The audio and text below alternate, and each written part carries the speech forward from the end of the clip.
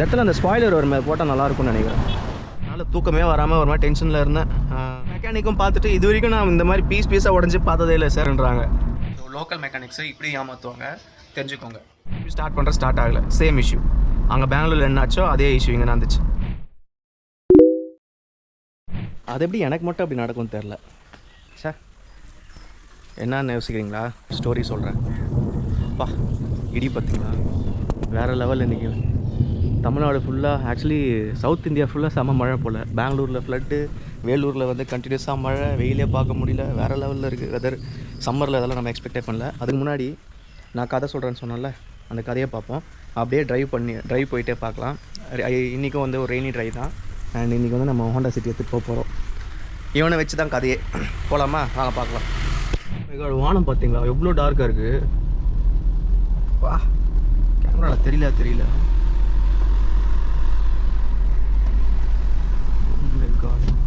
Guys, look at him. This is my, already பார்த்தவங்களுக்கு தெரியும், பார்க்காதவங்களுக்கு this is my new car. அதாவது used car. I recently bought it. Honda City 4th gen.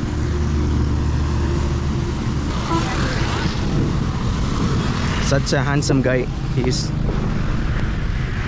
இடத்துல அந்த spoiler ஒரு மாதிரி போட்டால் நல்லாயிருக்கும்னு நினைக்கிறேன். பார்ப்போம்.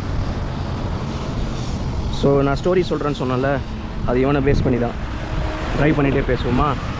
ஏன்னா மழை வருது, ரொம்ப நேரம் வெளியே நின்று பேச முடியாது. Let's drive and talk.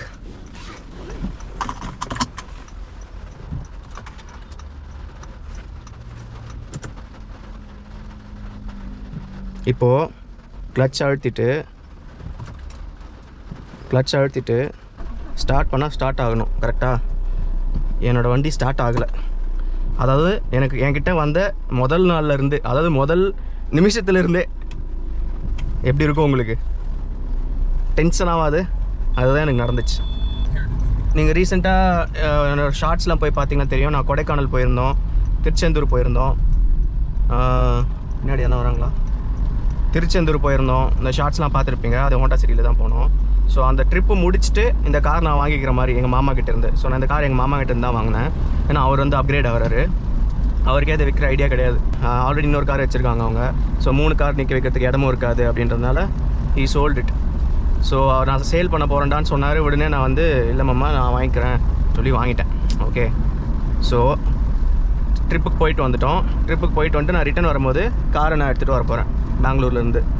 Car வாங்கிட்டு காரை ஸ்டார்ட் பண்ணலாம் அப்படின்னு சொல்லி ஸ்டார்ட் பண்ண ட்ரை பண்ணும்போது ஸ்டார்ட் ஆகலை. எல்லாமே பர்ஃபெக்டாக இருக்குது. லைக் கிளஸ்டர் ஒர்க் ஆகுது, எல்லாமே ஆன் ஆகுது, ஆனால் கார் மட்டும் ஸ்டார்ட் ஆகலை. அப்புறம் அங்கேயே ஒரு லோக்கல் மெக்கானிக்கை கூப்பிட்டு கார் ஸ்டார்ட் பண்ணுறதுக்கு கேட்கும்போது ஓப்பன் பண்ணி ஒரு எல்லா ஃபியூஸையும் திறந்து பார்த்துட்டு இருந்தாங்க. எல்லாம் ஃபியூஸை கரெக்டாக இருக்குது அப்படின்னு சொல்லிட்டு இந்த ஓபிடி டிவைஸ் ஒன்று இருக்கும்ல, அதை எடுத்து கனெக்ட் பண்ணி செக் பண்ணும்போது ஸ்கேன் பண்ணாங்க. அதில் பார்த்தீங்கன்னா இஷ்யூஸ்லாம் என்னென்ன இருக்குதுன்னு சொல்லி காட்டுமா. அதை வந்து சாஃப்ட்வேரில், அதாவது ECUவில் பேஸ் பண்ணியிருக்குல்ல, ஸோ சாஃப்ட்வேர் இஷ்யூஸ் ஏதாச்சும் இருக்கா அப்படின்ற மாதிரி காட்டுமா. ஸோ அப்படி காட்டும் போது என்னாச்சுன்னா, சென்சார், கிளச் பெடல் சென்சாரில் இஷ்யூ. நீங்கள் கிளச் பெடல் அழுத்துனா அங்கே ஒரு சென்சார் இருக்கும். அந்த சென்சார் வந்து ECUக்கு வந்து இன்ஃபர்மேஷன் அனுப்புவோம். கிளச் பெடல் அழுத்திட்டாங்க, இப்போ நீ ஸ்டார்ட் பண்ண விடு வண்டியை அப்படின்னு சொல்லிட்டு ECU தானே பிரெயின் மாதிரி எலக்ட்ரானிக்ஸ்க்கு. ஸோ அதுக்கு அனுப்போம். அந்த சென்சார் வந்து நான் கிளச் அழுத்தினா அதை கிளச் அழுத்திட்டேன் அப்படின்னு அந்த கிளச் அழுத்திட்டேன்ற அந்த இன்ஃபர்மேஷனை ECUக்கு கொடுக்க மாட்டேங்குதுன்றதான் பிரச்சனை. லோக்கல் மெக்கானிக் என்ன பண்ணார், ஓபிடி எடுத்து பார்த்தாரு. அதில் ரீசெட் ஆகிடுமா. ஸோ ரீசெட் பண்ணார், ஸ்டார்ட் ஆகிடுச்சு. வீடியோவில் இன்னொரு விஷயம் சொல்ல மறந்துட்டேன். ஸோ என்னென்னா, நான் வந்து பெங்களூரில் ஒரு லோக்கல் மெக்கானிக் பார்த்து ரெடி பண்ணேன்னு சொன்னால, அந்த லோக்கல் மெக்கானிக்கு ஃபியூஸை கழட்டி பார்த்துருந்தார்ல, அவர் பார்த்து முடித்த உடனே நம்ம வண்டியில் வந்து ஃபியூல் சென்சார், ஃபியூல் ஃபில்டர் வந்து போயிடுச்சு அப்படின்ற மாதிரி ஒரு இது வந்துச்சு, சிம்பிள் வர ஆரம்பிச்சிச்சு. அது மாற்றணும், அது ஒரு 5,000 to 8,000 ஆகும் அப்படின்ற மாதிரி சொன்னாங்க. இதுக்கு ஷோரூம்க்கு எடுத்துகிட்டு வந்துங்க, எங்களோட ஷாப்க்கு எடுத்துகிட்டு வந்துருங்க, கராஜுக்கு அப்படின்னு சொன்னாங்க. நான் வந்து லைட்டாக ஒரு டவுட் இருந்துச்சு, ஷோரூம்க்கு எடுத்துகிட்டு வந்துட்டேன். ஷோரூம் எடுத்துகிட்டு வந்து செக் பண்ணும்போது தான் தெரியுது அது ஒன்றும் இல்லை, ஃபியூஸை மாற்றி போட்டிருக்காங்க அப்படின்னு சொல்லிட்டு. ஸோ லோக்கல் மெக்கானிக்ஸை இப்படி ஏமாற்றுவாங்க, தெரிஞ்சுக்கோங்க. ஓகே, சூப்பர், ஸ்டார்ட் ஆகிடுச்சு, இதுக்கப்புறம் பிரச்சனை இல்லை அப்படின்னு சொல்லிட்டு அங்கேருந்து வண்டி எடுத்துகிட்டு ஊருக்கு வந்தாச்சு. வேலூர் வந்துட்டேன். வேலூர் வரும்போது தான் நோட் பண்ண 29 மைலேஜ் கொடுத்தான். அதாவது இப்போ நான் ஓட்டிகிட்டு இருக்கல, இந்த மாதிரி ஓட்டினேன்னா 80-90லேயே ஓட்டுறேன் அப்படின்னா 29 வந்துச்சு ஹைவேல. I was in like wow என்னடா மைலேஜ் இப்படி வருது அப்படின்ற மாதிரி செம்ம. இன்னொன்று எனக்கு இந்த வண்டி எனக்கு ஸ்டார்டிங்கில் நான் பார்த்துட்ருக்கேன் பல வருஷமாக இந்த கார். ஆனால் அப்போத்துலேருந்தே வந்து இந்த கார் ஓட்டுறதுக்கு கொஞ்சம் லைட்டாக ஒரு இது இருக்கும், ஒரு டிஃபிகல்ட்டி இருக்கும். ஏன்னா இது வந்து செடானு 6 ஸ்பீடு. ஸோ அந்த டைமில் அந்த ப்ராக்டிஸ் இல்லாததுனால இன்டிமிடேட்டிங்கான காராகவே இருந்துச்சு எனக்கு. இன்னொரு விஷயம் என்னென்னா மார்க்கெட்டில் பார்த்தீங்கன்னா இப்போது நீங்கள் செடானே வாங்க முடியாது, செடான் டீசல் வாங்க முடியாது மார்க்கெட்டில். செடான் டீசலே கிடையாது. மாமா விற்கிறனே ஓகே வாங்கலாம்னு சொல்லி வாங்கிட்டேன். ஓகே அந்த ஸ்டோரி விட்டுச்சா. அதுக்கப்புறம் நான் பெங்களூர்லேருந்து வந்துட்டுருக்கேன், வேலூருக்கு வரேன். வீட்டுக்கு ஃபஸ்ட் டைம் வீட்டுக்கு வண்டி எடுத்துகிட்டு வர போகிறேன். அதாவது ஆல்ரெடி இந்த வண்டி நிறைய முறை வந்திருக்கு நம்ம வீட்டுக்கு.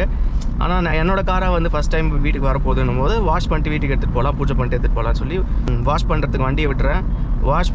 வாஷ் பண்ணி முடிச்சாச்சு, திருப்பி ஸ்டார்ட் ஆகலை. சேம் இஷ்யூ அங்கே பெங்களூரில் என்னாச்சோ அதே இஷ்யூ இங்கே நடந்துச்சு.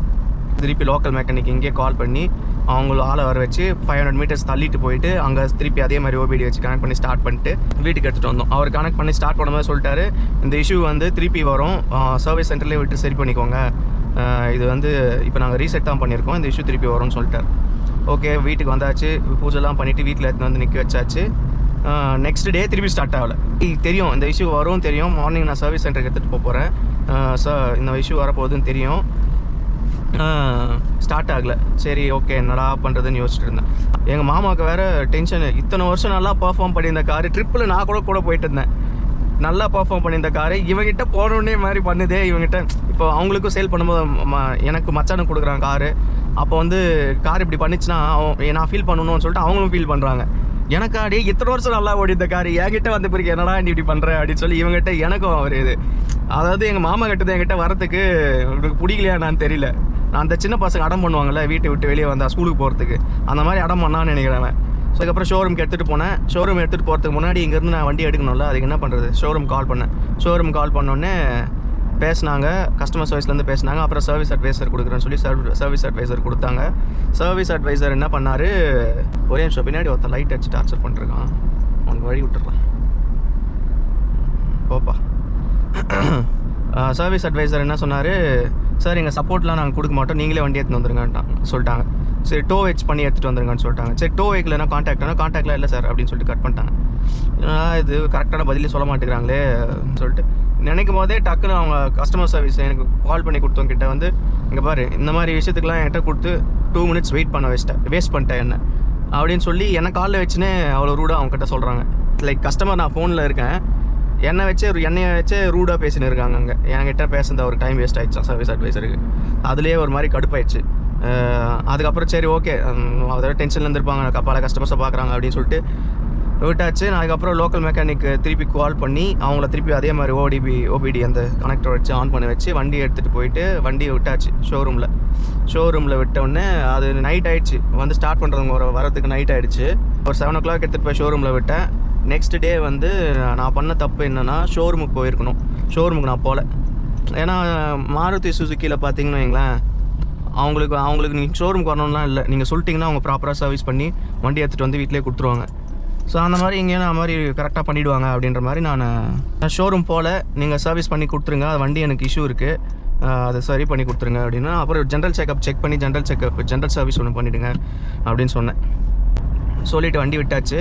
அப்புறம் கால் வருது, இது மாதிரி ஜென்ரல் சர்வீஸ் பண்ண போகிறாங்க, இவ்வளோ பில்லு வரும் எனக்கு 14,000 15,000 வந்துடும், 14,000 சம்திங் வந்துடும் சர்வீஸ் மட்டுமே. அதுக்கப்புறம் நீங்கள் சொன்ன இஷ்யூ அது சரி பண்ணணும்னா அதுக்கு தனியாக செலவாகும் அப்படி இப்படின்னாங்க. எங்கள் மாமாட்ட சொன்னேன், ஏன்டா ஜென்ரல் சர்வீஸு 8,000 9,000 தான் அவன் பெங்களூரில் ஜென்ரலாகவே, நீ ஏன் இவ்வளோ சொல்கிறாங்க, சரி ஓகே அந்த இஷ்யூ என்னன்னு கேட்டியா அப்படின்னாங்க. இஷ்யூ கேட்டதுக்கு வந்து அவர் செக் பண்ணி சொல்கிறேன் அப்படின்னாரு. அப்புறம் சென்சார் மாற்றணும் அப்படின்னாரு இன்னொரு காலில். சென்சார் ஃபெயிலியருன்னு சொன்னோடனே மாமா வந்து, ஆனால் அவருக்கு தானே வண்டி பற்றி தெரியும், ஸோ அவரை பேச வச்சேன். அவர் பேசினார். ஸோ அவர் சென்சார் ஃபெயிலியர்னால் நீங்கள் ஓகே ஹெல்த் ரிப்போர்ட் கொடுங்க அப்படின்னா மாமா.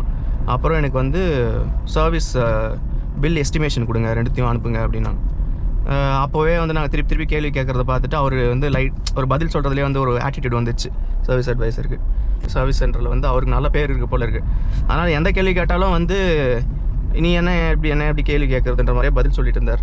சரி ஓகே நம்மளுக்கு வேலை இருந்தால் போதும்னு சொல்லி டென்ஷன் ஆகாமல் கேட்டிருந்தோம், கேள்வி கேட்டோம். அப்புறம் வந்து இந்த மாதிரி சர்வீஸ் சென்டர் கேட்டோம், சர்வீஸ் எஸ்டிமேஷன் கேட்டோம், அப்புறம் ஹெல்த் ரிப்போர்ட் கேட்டோம். உடனே சர்வீஸ் எஸ்டிமேஷன் வந்து மட்டும் வந்துச்சு, ஹெல்த் ரிப்போர்ட் வரல. ஹெல்த் ரிப்போர்ட் கேட்கும்போது இல்லைங்க ஹெல்த் ரிப்போர்ட் இல்லை, ஆனால் நீங்கள் சென்சாரில் ஃபெயிலியர் ஆகலை, ஒரு புஷ் மட்டும் தான் மாற்றணும். அந்த புஷ் மாற்றினோடனே வண்டி சரியாயிடும். அது பிரச்சனை இல்லை. அது லைக் அது வேலையே இல்லை, அது பெரிய இஷ்யூவே இல்லை. இப்போ ஜென்ரல் சர்வீஸ் மட்டும் தான் பண்ணணும். ஜென்ரல் சர்வீஸ்க்கு இவ்வளோ காஸ்ட் ஆகுதுன்னு சொன்னாங்க. அப்புறம் பேசி ஜென்ரல் சர்வீஸில் என்னென்ன கவர் ஆகுது இதெல்லாம் வந்து நெகோஷியேட் பண்ணிட்டு இருந்தோம். ஏன்னா யூஸ்வலாக பார்த்தீங்கன்னா நீங்கள் சர்வீஸ் சென்டரில் பண்ணுறீங்கன்னா அவங்க சொல்கிற காசை விட நீங்கள் நெகோஷியேட் பண்ணணும். ஏன்னா வந்து அவங்க ஜென்ரலாக அவங்க எல்லாமே மாற்றணுன்ற மாதிரி அவங்க சர்வீஸ் சென்டரில் சொல்லுவாங்க. இன்னொன்று சொல்ல வந்துட்டேன். அப்புறம் சர்வீஸ் சென்டரில் வந்து சர்வீஸ் பண்ணும்போது வீலை கழட்ட ட்ரை பண்ணாங்களாம். வீல் கழட்ட ட்ரை பண்ணும்போது அந்த லக் நட்டை உடச்சிட்டாங்களாம். அது வீலில் இருக்கிற நட்டு இருக்கும்ல, அது 3 நட்டு உடஞ்சிச்சு, ஒன்று சுற்றிக்கிச்சு அப்படின்னு சொல்லிட்டு 3 நட்டுக்கும் சார்ஜஸ் போட்டு அப்புறம் அந்த சுற்றிக்கின நட்டு வந்து வெல்டிங் பண்ணி எடுக்கணும் அப்படின்னு சொல்லி வெல்டிங் பண்ணுறேன்னு சொல்லி அதுக்கு ஒரு சார்ஜஸ்ஸு. வெல்டிங் பண்ணுறதுனால டயரில் வந்து கொஞ்சம் அந்த ரிம்மில் அலாய் வீலில் வந்து கொஞ்சம் மார்க் இருக்கும் அப்படின்னு சொல்லி அது மேலே ஒரு பெயிண்டிங்கு இந்த மாதிரிலாம் சொல்லி அதுக்கு ஒரு தனியாக சார்ஜஸ் போட்டாங்க. நான் பண்ண தப்பு என்னன்னா ஷோரூம் போகாமல் விட்டது. ஸோ ஷோரூம் போகாமல் இருந்ததுனால எனக்கு அது உண்மையிலே அது நடந்துச்சா இல்லையான்னு சொல்லி எனக்கு தெரியாது. பட் அதுக்கும் பே பண்ணேன். ஸோ மாற்றணுன்னாங்க. மாமா இதெல்லாம் இப்போ ரீசெண்டாக தான் பண்ணோம் சர்வீஸ், நீங்கள் ஏன் இவ்வளோ பண்ணீங்க அப்படின்னு சொல்லிட்டு கேட்கும்போது ஹிஸ்ட்ரி செக் பண்ணிங்களான்னு கேட்டாங்க. சர்வீஸ் ஹிஸ்ட்ரி செக் பண்ணல சார். நாங்கள் சர்வீஸ் ஹிஸ்ட்ரி செக் பண்ணாமல் நீங்கள் எப்படி சர்வீஸ் பண்ணலாம்? நீங்கள் சர்வீஸ் ஹிஸ்ட்ரி பேஸ் பண்ணி தானே நீங்கள் என்னென்ன மாற்றணும்னு சொல்லி நீங்கள் டிசைட் பண்ணோம் அப்படின்னு சொல்லி கொஞ்சம் அப்படியே ஆர்கியூமெண்ட் போச்சு. கேள்வி கேட்டார். ஆனால் எல்லாமே ப்ரொஃபஷ்னலாக கேட்டோம். அப்படி கேட்டுட்டு இருக்கும்போது திடீர்னு தலைவர் என்ன பண்ணார், சர்வீஸ் அட்வைசர் டென்ஷன் ஆகி ஒரு மாதிரி ரூடாக பேசினார். ஒரு மாதிரி ஒரு ஆர்குமெண்ட்டாக போச்சு. அதுக்கப்புறம் சர்வீஸ் ஹிஸ்ட்ரி செக் பண்ணி பார்த்தா 3000 கிலோமீட்டர் கொண்டு தான் ஜென்ரல் சர்வீஸே பண்ணியிருக்கு. ஆயில் சேஞ்சு கார் ஓனர்ஸ்க்கெல்லாம் தெரியும். ஒன்ஸ் நம்ம ஆயில் சர்வீஸ் பண்ணிட்டோம் அப்படின்னா 10,000 kilometre once oil service next. So அதோட ஆயில் ஒன்ஸ் சேஞ்ச் பண்ணிங்கன்னா you can drive 10,000 kilometres. So அதை பார்க்காமையே தலைவர் 3500 கிலோமீட்டர்லேயே ஆயில் சர்வீஸ் திருப்பி பண்ணிட்டார். அதுக்கப்புறம் ஓகே சார் நாங்கள் அதை பார்க்காம பண்ணிட்டேன் அது இதுன்னு சொல்லிட்டாரு. ஓகே ஃபைன், எல்லாத்தையும் பேசியாச்சு, முடிச்சாச்சு. வண்டியை நான் சரி பண்ணிட்டேன்னு சொல்லி கொடுத்துட்டாரு. எல்லாம் முடிச்சுட்டு ஒரு 10,000 பில் வந்துச்சு. 10,200 சம்திங், அதாவது 14 சொன்னாங்க. அதில் வந்து பேசி 10,000 எடுத்துன்னு வந்தோம். 10,000 பண்ணு ஓகே சார்ன்னு சொல்லி சொல்லிட்டாங்க. பே பண்ணிட்டோம். வண்டி எடுத்துகிட்டு வந்தாச்சு. I was driving properly after 20 days. முந்தினேத்து என்னாச்சு, நான் ராணிப்பேட் போனேன், ஒரு வேலையாக போனேன். ஃபேமிலி ஒய்ஃபெல்லாம் கூட்டிகிட்டு போயிருந்தேன். ஸ்டார்ட் பண்ணுறேன், வண்டி ஸ்டார்ட் ஆகலை. Same issue. எனக்கா அடா பாவி என்னடா திருப்பி அந்த இஷ்யூ வருதே அப்படின்னு சொல்லிட்டு அந்த டைமில் வேறு கூட எல்லோரும் இருக்காங்க. அப்போ தான் வந்து ட்ரிப்பு போகிறத பற்றிலாம் பேசிட்டு வந்தோம். இந்த வண்டி எடுத்துகிட்டு போகலாம் ட்ரிப்புக்கு. அப்போது வந்து இஷ்யூ இப்போ இப்படி வருது, ஸ்டார்ட் ஆகலை அப்படின்னா என்ன சொல்லுவாங்க அவங்க வீட்டில், என்ன வண்டி ஸ்டார்ட் ஆகலை, இதை நம்பி நம்ம எப்படி ட்ரிப் எடுத்துகிட்டு போகிறதுன்னு சொல்லிட்டாங்க. எனக்கா அப்படியே செம்ம டென்ஷன். ஏன்னா அந்த வண்டி 1,10,000 ஓடிச்சு என் கையில் வரும்போது. அதில் பாதி இல்லை, லைக் 70% வந்து ட்ரிப்பில் தான் இருந்துச்சு. வண்டி ஃபுல்லாக ட்ரிப்புக்கு ஓடின காரு, கோவா அது இதுன்னு எல்லா இடத்துக்கும் போயிட்டு வந்த வண்டி. இதை பார்த்து இப்படி கேட்டாங்களேன்னு சொல்லி நான் செம்ம டென்ஷன் ஆகிட்டேன். அந்த டைமில் அந்த சர்வீஸ் அட்வைசருக்கு ஃபோன் பண்ணுறேன். சர்வீஸ் அட்வைசர் ஃபோன் எடுக்கல. எனக்கு டென்ஷன் ஆகிடுச்சு. டக்குன்னு ஹோண்டாக்கு மெயில் போட்டேன். இந்த மாதிரி நான் 20 டேஸ் பேக் சர்வீஸ் பண்ணேன், அந்த இஷ்யூக்கு ஸ்பெசிஃபிக் இஷ்யூவாக தான் போனேன், ஆனால் அதை ஃபிக்ஸ் பண்ணிட்டேன்னு சொன்னாங்க. நான் அதை ஃபிக்ஸ் ஆகலைன்னு சொல்லி மெயில் போட்டு லோக்கல் மெக்கானிக் திருப்பி அங்கேயே ராணிப்பேட்லேயே ஒரு லோக்கல் மெக்கானிக் கொடுத்து இஷ்யூ என்னன்னு சொல்லி அந்த இஷ்யூ தான் சொல்லி அதை ஸ்டார்ட் பண்ணி வீட்டுக்கு எடுத்து வந்து நிற்க வச்சுட்டு மறுநாள் காலையில் சர்வீஸ் சென்டருக்கு எடுத்துகிட்டு போகலாம் அப்படின்னு சொல்லிட்டு வண்டிக்கிட்ட போகிறேன். நான் கரெக்டாக கால் வருது ஹோண்டா கஸ்டமர் சர்வீஸ் CRM கிட்டேருந்து. இந்த மாதிரி நீங்கள் இமெயில் போட்டிருந்தீங்க சார், என்ன பிரச்சனை அப்படின்னு சொல்லிட்டு. அவங்க வந்து சென்னையிலேருந்து கால் பண்ணுறாங்க. இவங்க வந்து டக்குன்னு பாலாஜி ஹோண்டா வெள்ளூரில் கனெக்ட் பண்ணி இந்த சர்வீஸ் அட்வைசர், சர்வீஸ் மேனேஜர் எல்லாரையும் கூப்பிட்டு கான்ஃபரன்ஸ் கால் போட்டு ஓகே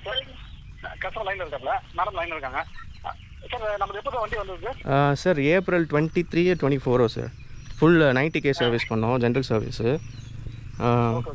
அது ஆக்சுவலி நான் சர்வீஸ் சென்டர் வரும்போது ஸ்பெசிஃபிக் இஷ்யூவோட தான் வந்தேன். வண்டி ஸ்டார்ட் ஆகலை. எனக்கு அந்த புஷ் பட்டன் ஸ்டார்ட் பண்ணால் வந்து ஸ்டார்ட் ஆக மாட்டேங்குது. கிளஸ்டர் வந்து ரியாக்ட் பண்ணுது, பட் வண்டி ஸ்டார்ட் ஆகலை. நான் இப்போ ஸ்டார்ட் பண்ண ட்ரை பண்ணுறேன். நான் சர்வீஸ் சென்டர் எடுத்துகிட்டு வந்துடுறேன். இப்போ நாங்கள் சர்வீஸ் சென்டர் வரலாம் தான் கிளம்பிட்டு இருந்தேன். கரெக்டாக கால் வந்துச்சு. ஆமாம் சரி, ஓகே சார். ஆக்சுவலாக வந்து பார்த்தீங்கன்னா அந்த 20 டேஸில் வந்து நேற்று தான் ஃபஸ்ட்டு முறை. ஆமாம் ஃபர்ஸ்ட் டைம். ஓகே. இப்போ நான் ஸ்டார்ட் பண்ணுறேன், ஒரே நிமிஷம்.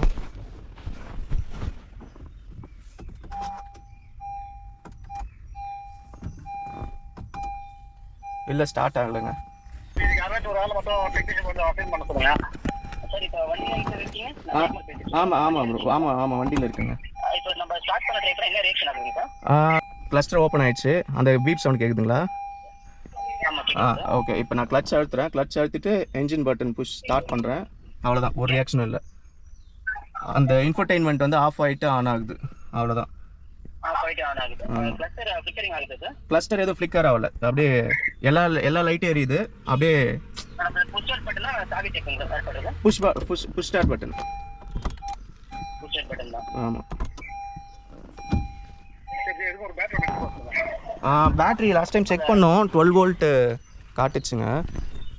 இப்போ நேற்று வந்து என்னாச்சுன்னா, நான் ஸ்டாண்டர்ட் ஆகிட்டேன்ல, ஸோ வேறு வழி இல்லை, லோக்கல் மெக்கானிக்கிட்ட கூப்பிட்டு செக் பண்ணி பார்த்தேன். அந்த ஓபிடி ஏதோ கனெக்ட் பண்ணி செக் பண்ணார். சொல்லும் போது அதே மாதிரி ரீஸ்டார்ட் பண்ணார், ஸ்டார்ட் ஆயிடுச்சு. சரி, இப்போ நம்ம கீ இருக்குல்ல, ரிமோட் கீ, நீங்க விரல்ல அழுத்துறீங்களே பட்டனை, அதே மாதிரி சாவி பக்கத்துல வச்சு அழுத்துங்க. ஓகே, ஒரு நிமிஷம். விரல்ல அழுத்துற மாதிரி சாவியில அழுத்துங்க. சாவியில அழுத்தணும். Okay okay.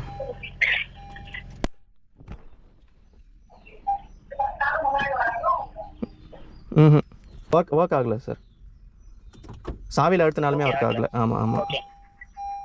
என்ஜின் அந்த ஓகே சொல்லுங்கள். Okay okay sir.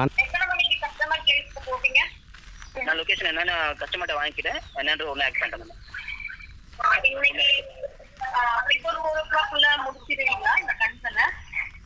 இப்போ என்னன்றது உடனே ஸ்டார்ட் பண்ணுறேன். டெக்னீஷியன் அனுப்புற உடனே டெக்னீஷியன் அனுப்புவாங்கம்மா, அனுப்பிச்சு விட்டு நான் என்ன ப்ராப்ளம் ஃபாலோ பண்ணி சொல்கிறேன். வந்தாங்க டெக்னீஷியன்ஸு, வந்துட்டாங்க 10:47க்கு. நான் அவங்களுக்கு லொக்கேஷன் அனுப்பிச்சேன். 11:30 12 போல் வந்துட்டாங்க. ஸோ அதெல்லாம் அந்த மெயில் போட்டவுடனே டக்குன்னு வேலை வந்துச்சுங்க. உடனே ஒரு 1 ஹவரில் வேலை வந்தாங்க, வந்து செக் பண்ணாங்க. ஓகே, கீழே செக் பண்ணும்போது பார்த்தா மேட்டில் வந்து அந்த புஷ்ஷு சேஞ்ச் பண்ணான்னு சொன்னாங்க தெரியுமா. ஒரு நிமிஷம் ஓட்டை கடிச்சிக்கலாம். அந்த புஷ்ஷு சேஞ்ச் பண்ணான்னு சொன்னாங்க தெரியுமா. அந்த புஷ்ஷு பீஸாக உடஞ்சி கிடக்கு. அதை நான் உங்களுக்கு காட்டுறேன். இங்கே பாருங்க, பீஸாக உடஞ்சி கிடக்கு. இல்லை ஒரு 10 பீஸஸாக இருக்குது. எனக்கு அந்த மாத்திரை மெக்கானிக்கும் பார்த்துட்டு, இது வரைக்கும் நான் இந்த மாதிரி பீஸாக உடஞ்சி பார்த்ததே இல்லை சார். நிறைய வண்டிக்கு இதே நான் புஷ்ஷை மாற்றிருக்கேன், ஆனால் இது பீஸாக உடஞ்சி பார்த்ததே இல்லை சார்ன்றாங்க. லைக் இது கிளச் பிளேட்டுக்கு மேலே இருக்குமா. கிளச் பிளேட் அழுத்துறோம் அப்படின்னா, கிளச் பிளேட் அந்த கிளச்சோட லிவர் வந்து இது மேலே டச் ஆச்சுன்னா தான் அதுக்கு சிக்னலில் போகுமா. அந்த புஷ்ஷு உடஞ்சிருக்குங்க.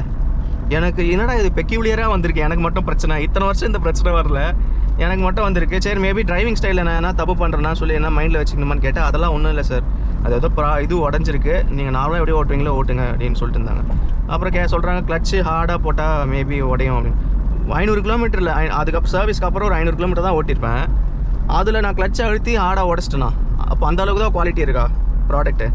ஸோ அப்படி யோசிச்சுட்டு இருந்தேன். அப்புறம் அப்போ தான் கரெக்டாக இதுலேருந்து கால் பண்ணாங்க, சர்வீஸ் மேனேஜர் சர்வீஸ் அட்வைசர் கால் பண்ணிட்டு இது மாதிரி சார் நீங்கள் இஷ்யூ ஃபிக்ஸ் ஆகிடுச்சு, நீங்கள் வந்து பிரேக் டவுன் சார்ஜஸ் பே பண்ணணுன்னாங்க.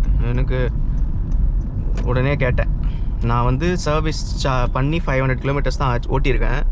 நீங்கள் போட்ட ப்ராடக்ட்டு 500 கிலோமீட்டர்ஸ் கூட தாங்காமல் பீஸாக உடஞ்சிருக்கு.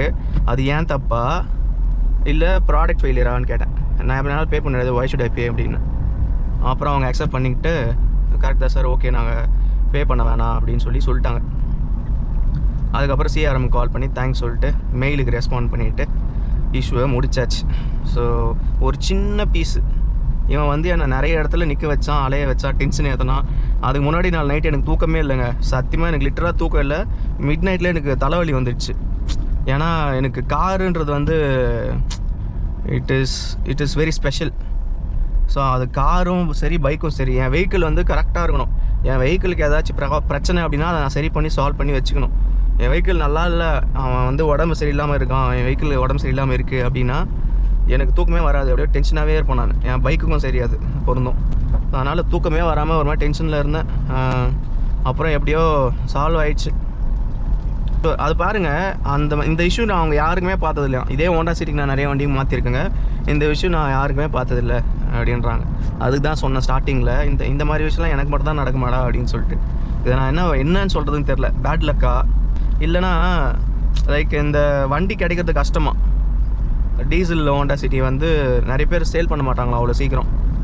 ஸோ வண்டி வந்து இப்போ என்னோடய கமெண்ட்டில் கூட நம்ம சப்ஸ்கிரைபர் ஒருத்தர் கூட ஒரு கமெண்ட் போட்டிருந்தார், I was searching for this vehicle, ஆனால் இது கிடைக்கலன்றதுனால நான் விண்டோ வாங்கிட்டேன் அப்படின்ற மாதிரி சொன்னார். ஸோ கொஞ்சம் இது எனக்கு ஈஸியாக கிடச்சிச்சுல்ல, அதனால் வந்து நான் கொஞ்சம் ஏதாச்சும் இதுக்கு எஃபோர்ட் போடணும்ல, அதனால் போட வச்சானா என்னன்னு தெரில பயபுள்ள. நான் அந்த இமெயில் போடாமல் நான் வண்டி திருப்பி நான் ஸ்டார்ட் பண்ணி ஷோரூமுக்கு எடுத்துன்னு போயிருந்தேன் அப்படின்னா இவ்வளோ ஸ்மூத்தாக முடிஞ்சிருக்குமான்னு கேட்டிருந்தா டவுட்டு தான், எனக்கு தெரியல அவ்வளோ ஸ்மூத்தாக பண்ணியிருப்பாங்களா அப்படின்றது. ஏன்னா நம்ம அவர் தான் தெரியும்ல, நம்ம லைட்டாக எதனா கொஞ்சம் டவுட்டு கேட்டாலே அவர் கொஞ்சம் டென்ஷன் ஆகிறாரு. அவர் சொல்கிறத கேட்டுக்கணும், ஓகேன்னு சொல்லிடணும். அதுக்கப்புறம் நம்ம எதனா ஒரு கொஸ்டின் கேட்டோம்னா லைட்டாக அவர் டென்ஷன் ஆகிறாரு அங்கே சர்வீஸ் அட்வைசரு. அதனால் அவர்கிட்ட எப்படி நம்ம எடுத்துகிட்டு போகிறது திருப்பி, அது போய் அங்கே போய் சண்டை போனோமாடா அப்படின்னு யோசிச்சுட்டு இருந்தேன். அதுக்கப்புறம் எதுக்கு அதெல்லாம் பண்ணிக்கிட்டு மெயிலை போட்டு வைப்போம், போட்டு விடுவோம், அவங்க பார்த்துக்கிட்டோம் அப்படின்னு சொல்லிட்டு மெயில் போட்டு சால்வ் பண்ணுது. இதுதாங்க அந்த ஸ்டோரி, குட்டி ஸ்டோரி. ஸோ அதுதான் லைக் ஜென்ரலி பார்த்திங்கன்னா ஹோண்டா கார்ஸ் வந்து ரிலையபிளான கார்ஸு, ஹோண்டா சர்வீஸும் நல்ல ரிலையபிளான சர்வீஸ் தான். ஸோ அதை ஆக்சுவலி ப்ரூவ் பண்ணிட்டாங்க. Like they proved it, yes we are good அப்படின்ற மாதிரி. ஏன்னா ஒரு இமெயில் தான் போட்டேன், நான் ஈவினிங் போட்டேன், நெக்ஸ்ட்டு டே மார்னிங்கே கால் வந்துச்சு, அடுத்து 1 ஹவரில் சப்போர்ட் வந்துச்சு. ஸோ இங்கே பாருங்கள், ஈவினிங் இங்கே தான் வருவேன், அங்கே உள்ளே இறங்கி அங்கே நின்னா சன்செட் அங்கே சூப்பராக இருக்கும். இப்போ மழையாக இருக்குது, சரி இங்கே வந்து நிற்போம் கொஞ்சம் நேரம் அப்படின்னு சொல்லி வந்தேன்.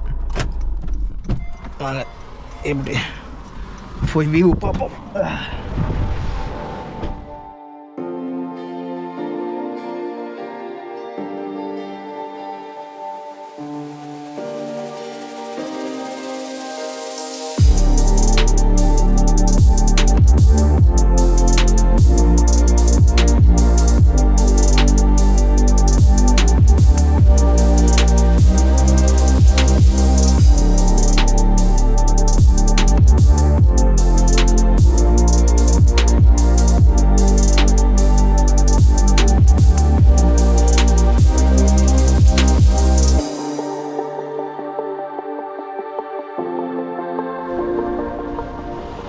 கைஸ், சும்மா ஏதோ சினிமாட்டிக் ஷாட்ஸ் மாதிரி ட்ரை பண்ணேன், நல்லா வந்திருக்குன்னு நினைக்கிறேன்.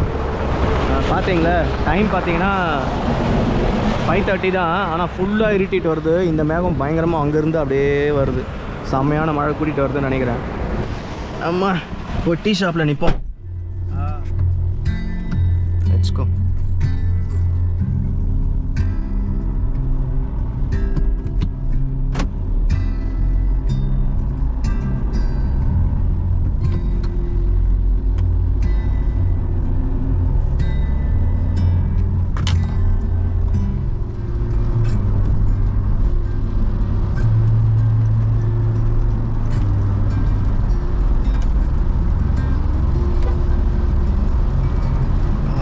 Let's go for a tea.